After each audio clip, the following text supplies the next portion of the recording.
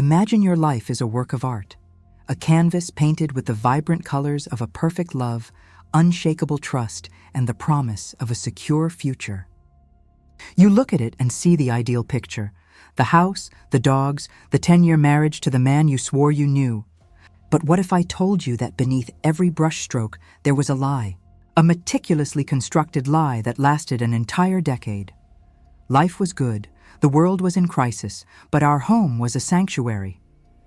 Until the first signs became whispers. A momentary hesitation, a shifty look, the name of a town he never mentioned. Tiny cracks in the foundation of our life that I dismissed, rationalized away, until the 2008 financial crisis brought the truth to the surface. It wasn't an earthquake, but a small, silent document. A certified letter hidden at the back of a drawer. And the name on the letter wasn't my husband's. It was David Allen. The man I slept beside every night didn't exist. He was an invention, a character. The letter was a final divorce decree, dated months before we met, from a 10-year marriage he had told me was brief and youthful. That moment wasn't an argument. It was a silent implosion. The man who came home that night wasn't my husband, but a stranger, stripped of his facade, with the betrayal exposed under the cold kitchen light. The lie wasn't a single event. It was a continuous web, a decade of performance. He had legally changed his name to escape a past he feared would drive me away. But his fear was no excuse for the theft of my reality. Every memory, every vow, every tender touch, everything was infected by the poison of falsehood. The love was suffocated, not by the truth, but by the relentless weight of the lie. The end came in 2010, a quiet, dignified divorce. But the question that haunts me to this day, the one that keeps me awake in the quietest hours of the night, isn't about what he did. It's about what the lie did to me, how much of my life was real, and the most terrifying part, how much of the real David Allen is still out there, waiting to destroy someone else's life. My name is Sarah Jenkins, and for a decade I lived in a beautiful, meticulously crafted lie. I believed my life with my husband David was a fortress built on unshakable trust. We had the house in the Seattle suburbs, the 2 golden retrievers, the comfortable rhythm of shared routines. I was a history teacher, he was in finance. Our life in the early 2000s felt like the perfect American dream. We met in a coffee shop in the late 90s. He was charming, attentive, and spoke with a gentle vagueness about his past, a tough childhood, a brief, youthful marriage that ended amicably. It was a story of overcoming, and I believed him. His eyes held a sincerity that seemed beyond question. Our wedding in the summer of 2001, just weeks before the world changed forever, was a joyous, sun-drenched affair. In the fragile days that followed September 11th, our bond felt like an essential anchor. We promised forever, a vow I took as a sacred, unassailable truth. The first few years were a blissful blur. We navigated the small challenges of married life with ease, or so I thought. The cracks, when they began to appear, were subtle. A momentary hesitation when I asked about his college years. A debt collector's letter addressed to a name I didn't recognize. A strange, guarded look in his eyes during a news story about a town in Nevada. I dismissed them. I rationalized them away. After all, who doesn't have a few skeletons in their closet? Life was good, and I chose to believe in the goodness of my life.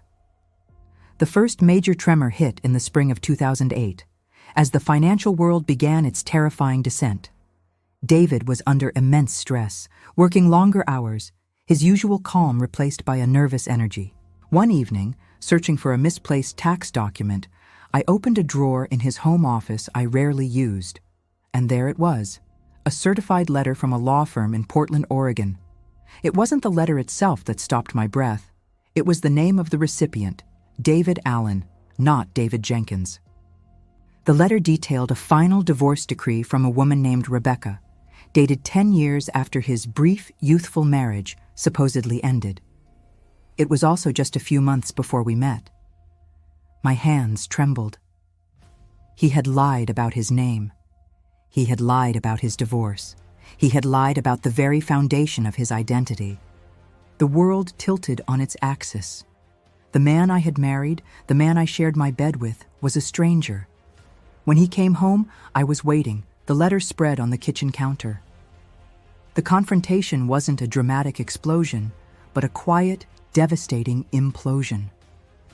His face became a mask of shame. He didn't deny it. The truth, when it finally spilled out, was a torrent of half-truths and calculated omissions. The brief youthful marriage was a decade-long saga of dependency, ending in a messy, financially ruinous divorce he'd been paying off for years. The restless travel was a period of running from debts and bad business deals. He had legally changed his name to escape his past. "I was afraid, Sarah," he whispered. "I knew you wouldn't love the real David Allen, so I gave you David Jenkins, the man I wanted to be." But his fear didn't erase my pain. His desire for a clean slate didn't negate years of deception.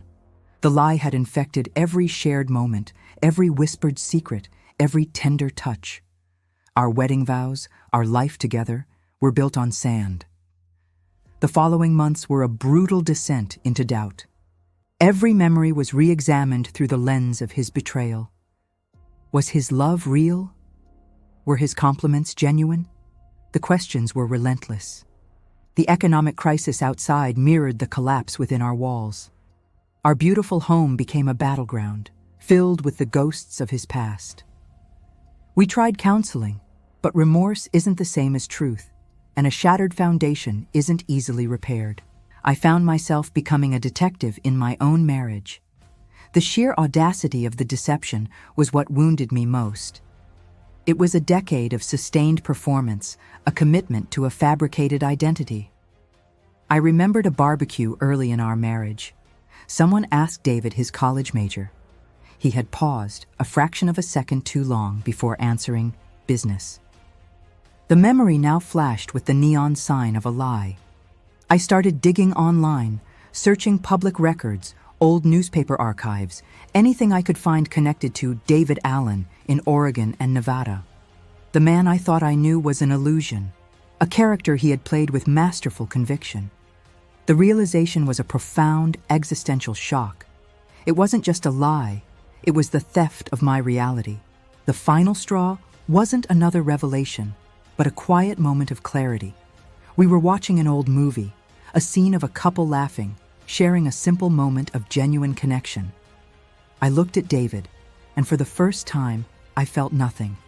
No anger, no pain, just a vast, echoing emptiness. The love had been suffocated by the relentless weight of the lie. In the summer of 2010, 9 years after our wedding, I filed for divorce. It was a quiet, dignified end. He moved out, leaving behind a silence that was both painful and liberating. The years since have been a slow, deliberate reconstruction of my life. I sold the house, moved back to the city, and returned to teaching history. I found a new peace, a hard-won contentment built on the bedrock of my own truth. But the lesson remains etched in my soul. Sometimes, late at night, I still look at my wedding ring, now tucked away in a velvet box, and wonder about the man who gave it to me. Not David Jenkins, the man I married, but David Allen, the man I never truly knew. The greatest betrayal is not in what is done, but in the years of shared life that were never truly shared at all. The lie didn't just end our marriage, it made our marriage a fiction. And the ghost of that fiction is what truly haunts me. Thank you for listening to my story. If you've ever felt the sting of betrayal, know that healing is possible, and you are not alone. The picture that emerged was darker than I could have ever imagined. The brief, youthful marriage he'd told me about. It was a tumultuous, decade-long common-law relationship with a woman named Rebecca, who had 2 children from a previous marriage. David hadn't just been married to her. He'd been a stepfather to her children, a role he had completely erased from the history he'd told me. And his financial troubles? They weren't just a few bad business deals. It was a long trail of unpaid debts, a small bankruptcy filing back in 2000, and a history of dodging creditors that suddenly explained his almost paranoid insistence on paying for everything in cash. The emotional toll of these discoveries was immense. Each new piece of information was like a fresh stab of betrayal. I felt like an archaeologist uncovering a hidden ancient city right beneath the familiar landscape of my life. The city was beautiful, yes, but it was built on ruins. Our fights became more frequent, more vicious. They weren't about the dishes or who had the remote control anymore. They were existential battles over the very nature of our reality. "Who are you?" I would scream, the question echoing off the high ceilings of our beautiful, deceitful home. He would retreat, his shoulders slumping, the mask of David Jenkins slipping away to reveal the terrified David Allen underneath. "I am the man who loves you," he would plead, a line that had once been my anchor, but now just sounded thin and hollow. I started sleeping in the guest room. The physical distance between us was nothing compared to the chasm that had opened in our trust. The silence in the house, which once felt like quiet contentment, became a heavy, oppressive presence, filled with unspoken accusations. Even our two golden retrievers seemed to sense the tension. They would move between us, their soft eyes looking up, confused by the sudden coldness in the air. They were the only innocent beings in this collapsing world, and seeing them was a constant, heartbreaking reminder of the simple, honest life we had only pretended to live. I remember the day I finally called a therapist. It was a Tuesday, the sky a typical Seattle gray. I sat in my car, the phone feeling heavy in my hand, and the simple act of dialing the number felt like admitting defeat. I just needed a neutral third party, someone to help me make sense of the senseless. But the counseling sessions were a farce. David would perform, playing the part of a contrite and remorseful husband, weaving a new narrative of redemption and second chances. But I had seen the script before. I had seen the real man behind the performance, and the dissonance was unbearable. The therapist, a kind woman with tired eyes, tried to bridge the gap, to find some kernel of truth in all the wreckage. But how do you rebuild trust when the very foundation it was built upon was a lie? How do you forgive a betrayal that isn't a single act, but a sustained, deliberate campaign of deception that lasted for years? I started spending more time at work, losing myself in the predictable logic of historical dates and facts. The past, the real past, felt safer than the treacherous present I was living.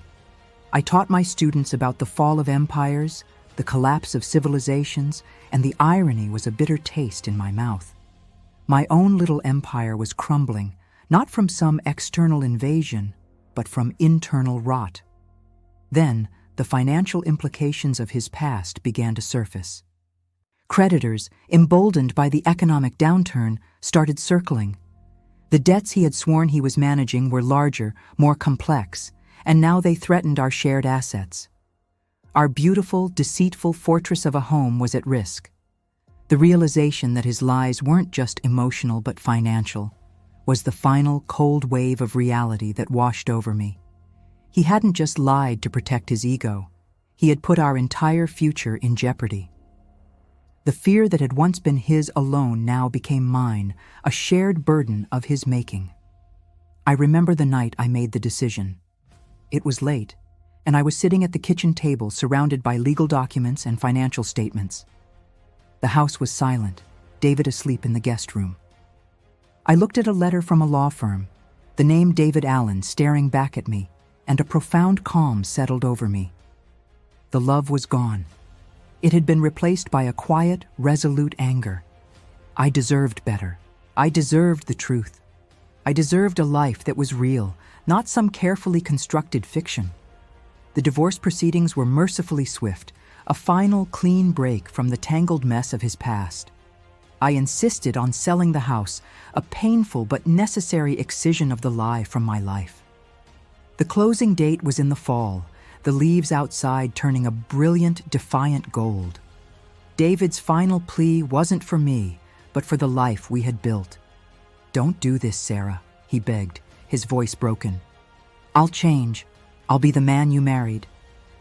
"You never were the man I married, David," I replied, my voice steady, devoid of all emotion. "That man was a ghost, and I can't live with a ghost anymore." He left quietly, taking only a few boxes and the 2 golden retrievers, a final heartbreaking severing of our shared life. I watched his car disappear down the tree-lined street, and the silence that followed wasn't empty. It was full of possibility. The years since have been a slow, deliberate reconstruction of my life. I sold the house, moved into a small apartment in the city, and returned to my first love, teaching history. I found a new kind of peace, a hard-won contentment built on the bedrock of my own truth. But the lesson remains etched in my soul, a constant, quiet reminder of the fragility of trust. And sometimes, late at night, when the city sleeps and the world is quiet, I still look at my wedding ring, now tucked away in a velvet box, and wonder about the man who gave it to me. Not David Jenkins, the man I married, but David Allen, the man I never truly knew. The thought, a chilling realization, still sends shivers down my spine, that the greatest betrayal is not in what is done, but in the years of shared life that were never truly shared at all. The lie didn't just end our marriage, it made our marriage a fiction, and the ghost of that fiction is what truly haunts me. The terrifying part is not that he lied, but that I believed a fiction for so long.